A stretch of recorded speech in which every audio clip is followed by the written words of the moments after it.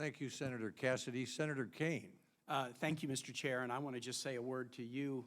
Do you have any second thoughts about your mitigation recommendations, considering the evidence that despite all of the things we've done in the U.S., our death rate is essentially worse than Sweden, equivalent to the less developed world that is unable to do any of the things that you've been promoting?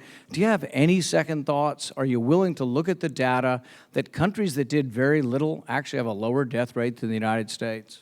Hopefully, and I am, and my colleagues are humble enough and modest enough to realize that as new data comes, you make different recommendations. But I don't regret saying that the only way we could have really stopped the explosion of infection was by essentially, I want to say shutting down, I mean essentially having the physical separation and the kinds of recommendations that we've made. But you've been a big fan of Cuomo and the shutdown in New York. Okay. You've lauded New York for their policy. New York had the highest death rate in the world. How could we possibly be jumping up and down and saying, oh, Governor Cuomo did a great job? He had the worst death rate in the world. No, you misconstrued that, Senator, and you've done that repetitively in the past. They got hit very badly. They've made some mistakes.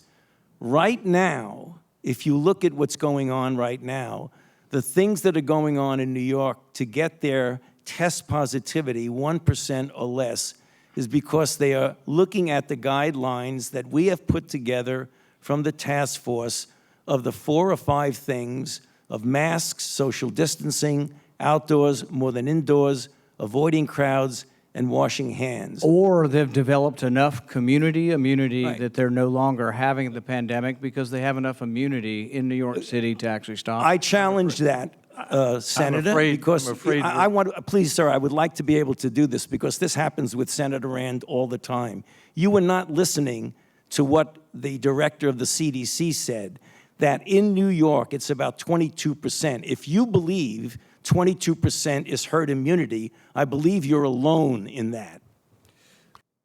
Thank you, Mr. Chairman, for continuing to hold these regular hearings